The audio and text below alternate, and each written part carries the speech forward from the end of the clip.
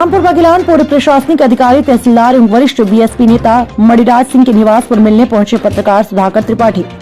सतना के निज निवास में आवश्यक जानकारी लेने बीएसपी नेता से मणिराज सिंह के घर पत्रकार बंधु पहुंचे।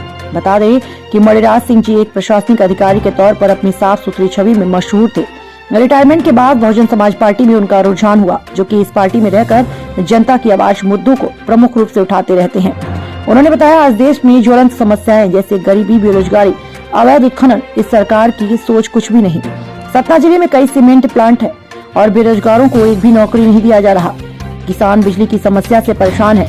मनमाने ढंग से बिजली का बिल जबरदस्ती किसानों से वसूला जा रहा है।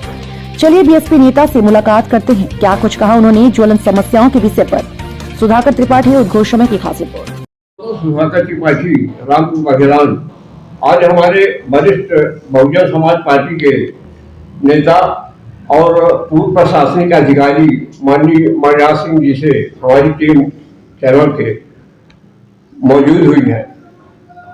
हमारे चैनल में सर आपका बहुत बहुत स्वागत है। बहुत बहुत धन्यवाद गुरुदेव को। सर, कुछ जानकारियाँ चैनल के माध्यम से लेना चाह रहे हैं कि आप प्रशासनिक अधिकारी थे और वर्तमान सारे राजनीति में रुझान कैसे आपको हुआ, थोड़ा जानकारी।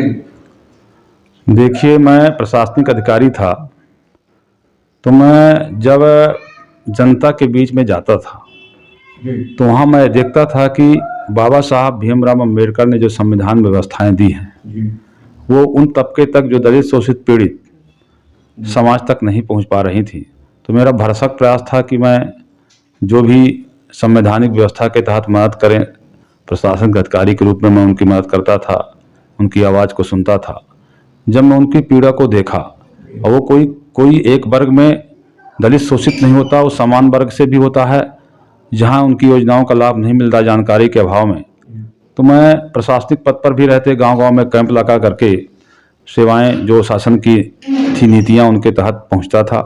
इसके बाद जब मैं रिटायरमेंट हुआ तो मैंने बाबा साहब के संविधान को अच्छी तरह से पढ़ा था और जो उनका संघर्ष था उससे वो हमारे लिए प्रेरणादायी था।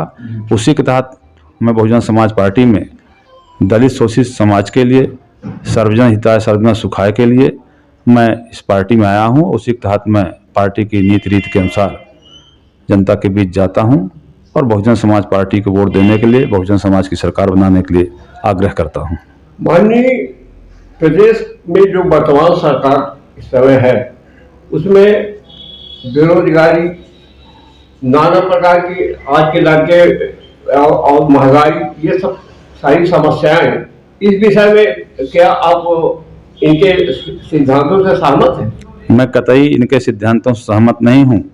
माननीय देश के प्रधानमंत्री नरेंद्र मोदी जी ने महंगाई कम करने का, रोजगार देने का वादा किया था और हमारे युवा जो पढ़ लिख कर निकलते हैं और ये वादा किया था 2 करोड़ रुपए को 2 लाख की हम प्रतिवर्ष नौकरी देंगे युवाओं को, लेकिन उनने बिल्कुल अपने वादे से मुकर गए हैं।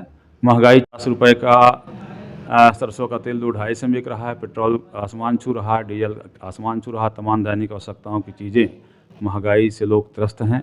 निश्चित रूप से इनकी नीति रीतियों से मैं सहमत नहीं हूं। और मैं आपको बता दूं कि मेरी सरकार, बहुजन समाज पार्टी की सरकार जब उत्तर प्रदेश में थी तो हमारी माननीय राष्ट्रीय अध्यक्ष बहन कुमारी मायावती जी ने बहुत बढ़िया वहाँ प्रशासन किया था।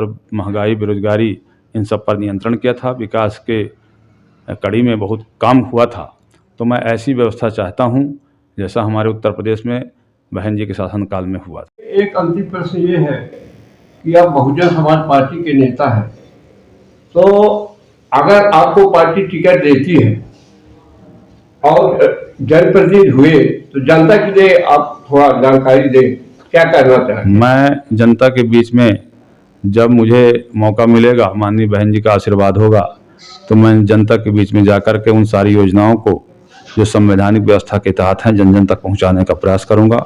उनकी आवाज़ को विधानसभा के पटल पर रखूंगा, जैसा कि हमारी पार्टी का माननीय मुखिया बहन जी का निर्देश होगा। उसके तहत मैं जनता के बीच में जाकर के उनकी आवाज़ को निश्चित रूप से विधानसभा के पटल में रखूंगा। अगर आशीर्वाद हुआ जनता का, मुझे टिकट मिली, माननीय बहन जी का आशीर्वाद हुआ, तो मैं ऐसी व्यवस्था जो बाबा साहब संविधान में दे गए थे। मानवर काशीराम साहब ने हमारे जो संघर्ष किया था उसको निश्चित रूप से मैं जगह जगह जा करके जगाने का प्रयास करूंगा। चलिए, बहुत बहुत धन्यवाद।